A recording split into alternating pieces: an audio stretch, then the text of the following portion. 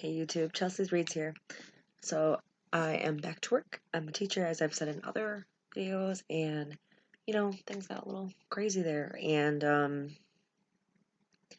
it was too hard to do monthly, weekly, whatever. So I'm just gonna try to do videos when I have time. And I think I'm gonna do things a little bit differently. I'm gonna start talking about series that I finish.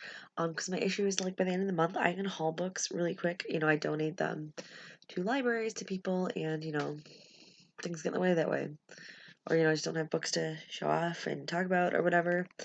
And yeah, it sounds fun. So I'm just gonna start talking about series when I finish them as a whole. I think that'd be a lot easier. So be on the lookout for that. I have a couple of those queued up that I'm gonna be talking about soon. But for right now, I am taking on a challenge brought by author Lauren Willig.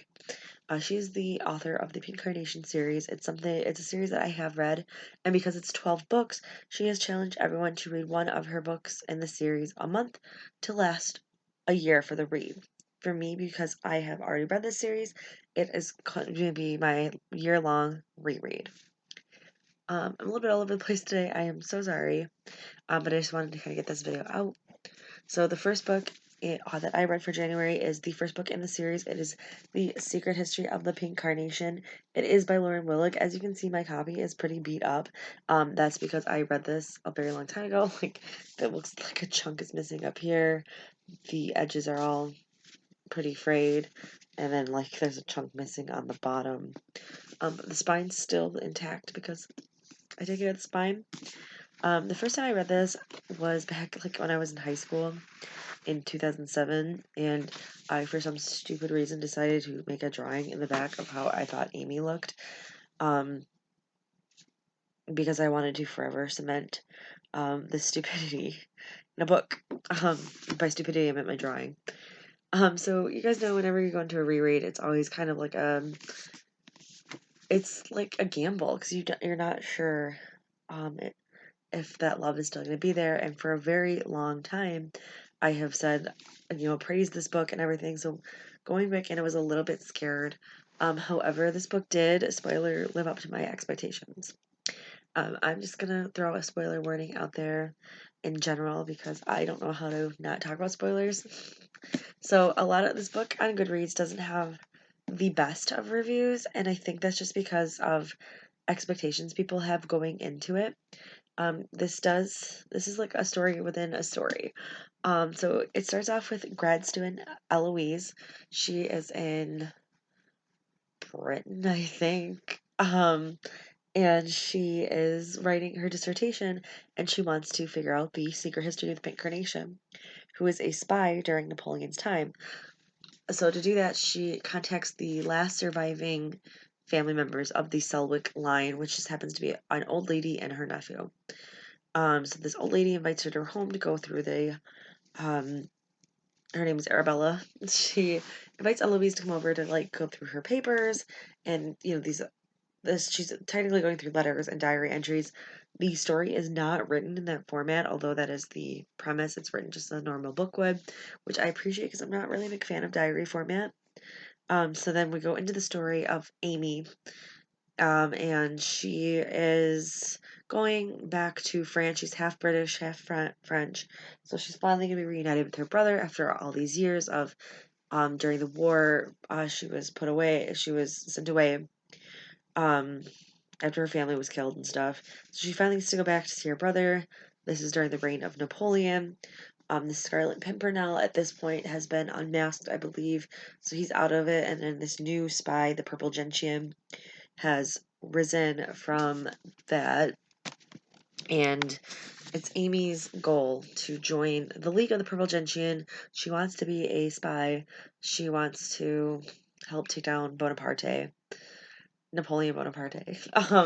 So to do that, she's like, I'm going to tutor. She pretends like she can't speak French. So she just says she's going to tutor Bonaparte's daughter in English. And she ends up running into the Purple Gentian. Of course, there's flirting. Along the way, she has met Lord Richard Selwick, who is the Purple Gentian. And of course, there's kind of like this, not really like enemies to lovers idea, but they like don't like each other. They're all sarcastic and stubborn, and it's rather adorable. So along the way, she's falling for the purple gentian, but she's also kind of falling for Lord Richard, not knowing that they are the same person. I will say that there is a lot of portions in this book that I did actually laugh out loud. Lauren Wilk has a very comfortable way of telling a story. It's very light, it's very fluffy and cute.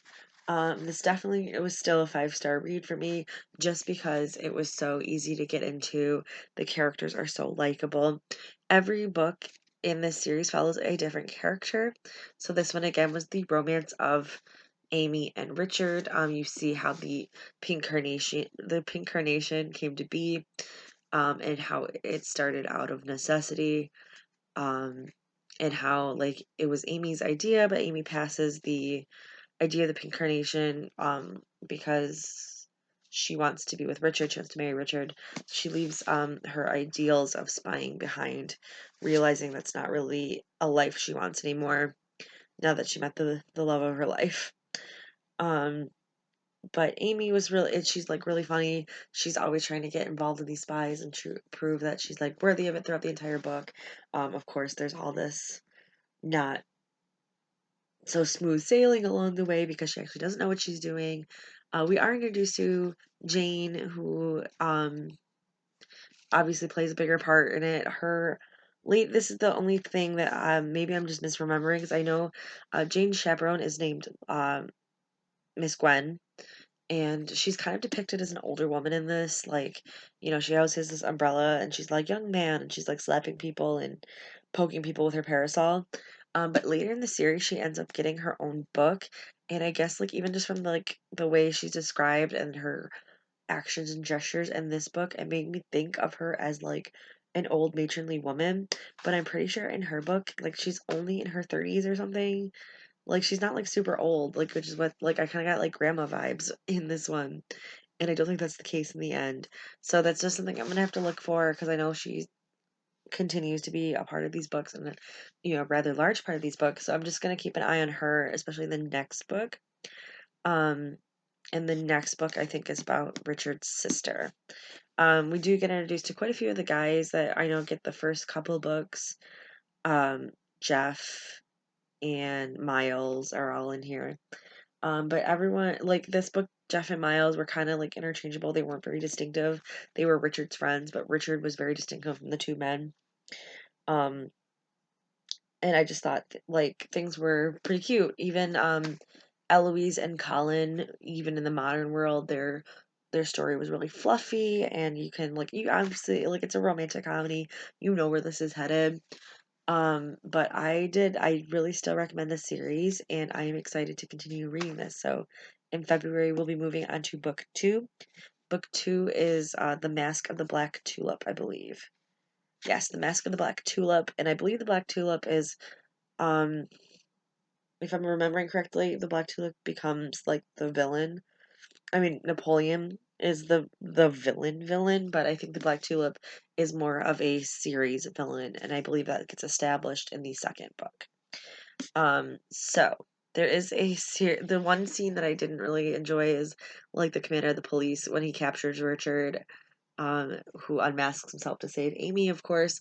He like threatens to torture him, and then that scene kind of got a little weird, like because all these women show up and there's just like a scuffle, and I just think that got a little bit, it was a little bit too much, and I lost like who had the gun, who had what weapon, was the gun, they didn't even know if the gun was loaded. It was just, that scene was a little bit of a mess near the end. Otherwise, the book was fun. This was a terrible review, and I apologize. Um, but we're like, I hope you guys follow me on this journey.